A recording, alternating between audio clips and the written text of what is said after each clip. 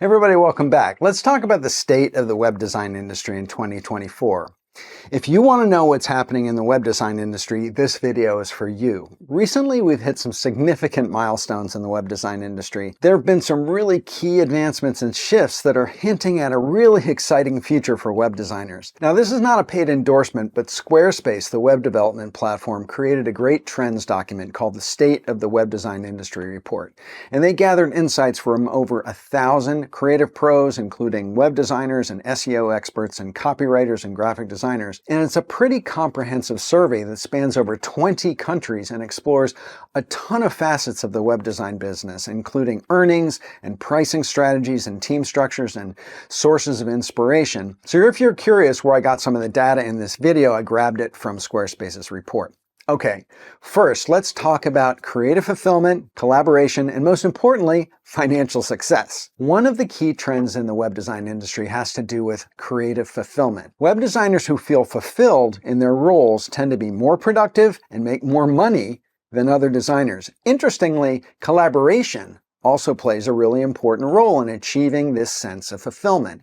Designers who frequently collaborate with others report higher levels of creative satisfaction and higher earnings. Designers who make the most money are often the designers that work in small, close-knit teams, and this demonstrates that teamwork can significantly enhance both professional satisfaction and financial success as a designer. Now, compact teams, meaning teams of just a few people, are generally more profitable overall, with many of those individuals making $100,000 or more a year. And this suggests that even small-scale collaborations can lead to really significant success for you. Now let's look at some financial insights. How much do web designers actually earn? Income levels among designers can vary really widely, with the average gross income of being about $49,000 a year. However, 11% of respondents to the survey reported earning over $100,000 a year. High earners typically work 41 to 60 hours a week, and they charge over $4,000 per web design project. And they also leverage AI for both copy and imagery. And these designers also are selective about their projects. They often turn down work that doesn't meet their standards. Now, in contrast, those earning the least tend to work 1 to 2 projects per month and rely heavily on word-of-mouth referrals.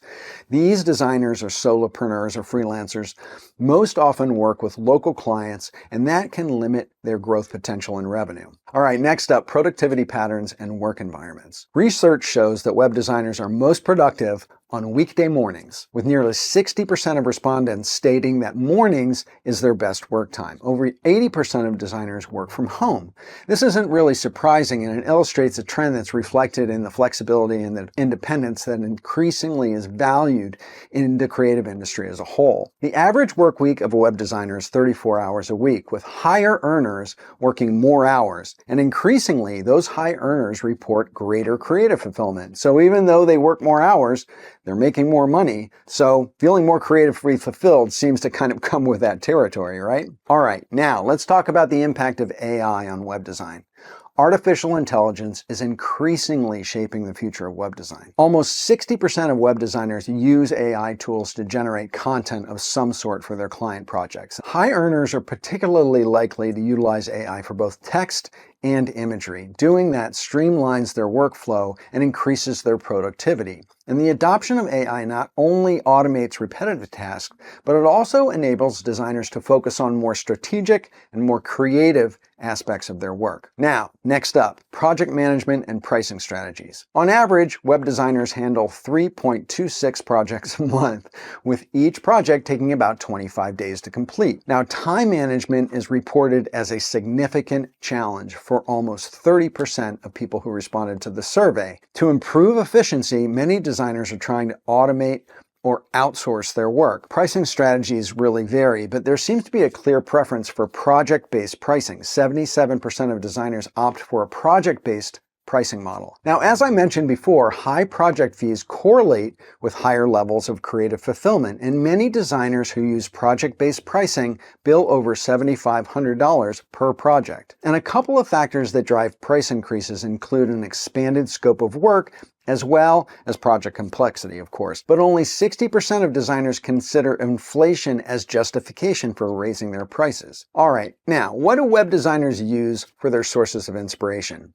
Web designers draw inspiration from a huge variety of sources. Some of the most popular inspiration sources are, of course, the portfolio of other web designers and art in graphic design. And more than 3/4 of the people who answered the survey feel either somewhat or very creatively fulfilled in their roles, especially those who offer custom website layouts and SEO services. Now let's talk about a real popular topic for web designers, the ongoing challenge of getting clients. Acquiring new clients is a persistent challenge for web designers. Over 40% of respondents reported that they're too busy with current projects to focus on getting new clients. And over 1/4 struggle with brand awareness, meaning that they don't feel like enough people really even know that they exist.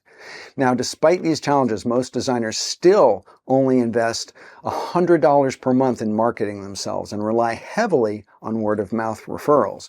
And my suggestion, if you're a web designer struggling to get clients, is really put your back into networking and building a meaningful peer relationships, because that's going to lead to those referrals and also to collaborative partnerships. Also, there's an option to invest in online marketing, including paid social media ads.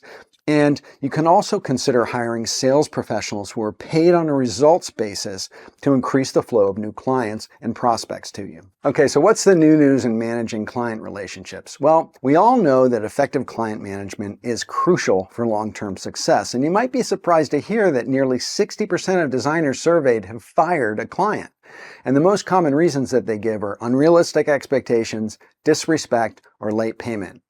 But what's also interesting to note here is that the high earners are most likely to terminate difficult clients, and they emphasize the importance of maintaining professional boundaries and protecting their creative process. Now, in addition to web design, a lot of designers are expanding the services that they offer, and a lot of people are offering complementary services like brand and logo design and content creation and copywriting and email marketing. Over 60% of web designers in the survey collaborate with individuals outside of their immediate team, and they leverage the experience of freelance partners in order to offer that broader range of services. That collaborative approach not only enhances the quality of work and the type of work they can deliver, but it also contributes to the overall business financial success. All right, now let's talk about burnout.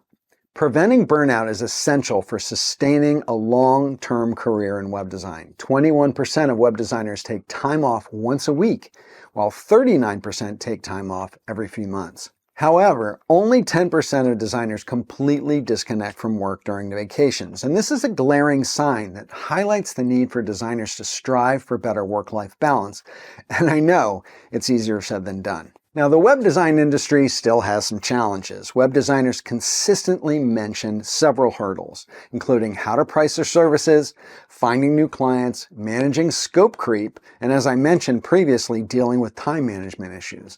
And a few ways you can use to mitigate those challenges are setting clear project scopes, maintaining open communications with your clients, and using project management SaaS tools. Also, building a network of reliable freelance partners can provide you with the much-needed support and expertise to stay competitive, expand your range of services, and also be more profitable. So those are some of the challenges. Now let's talk about what are some of the perks of freelancing. Despite the challenges, a lot of web designers really enjoy the autonomy that comes with freelancing. That's why we do it, right? The top reasons that designers give for loving this career path of being a web designer are being your own boss, setting your own schedule, choosing which clients you want to work with and which you don't. That flexibility helps designers feel like they have a better work-life balance in general, even though there are challenges, and to have a greater sense of creative freedom. Okay, let's review. The real headlines of the state of the web design industry are focusing on creative fulfillment, focusing on collaboration, leveraging AI, enhancing your productivity and your profitability, and also effective client management, strategic pricing, expanding your service offerings. All of those are key to sustaining a thriving business. Now, as the web design industry continues to evolve, the web designers that adapt to new technologies and embrace collaboration are going to be the ones that are going to succeed. So whether you're just starting out or whether you're looking to take your business to a new level, the insights in this video can really serve as a roadmap to building a fulfilling and a profitable web design career. So that's it. I hope you enjoyed this video, and if you did, please hit that subscribe button and bang that notifications bell so you can get alerted when I post something new or when I go live. And with that, stay creative, and I'll see you in the next one.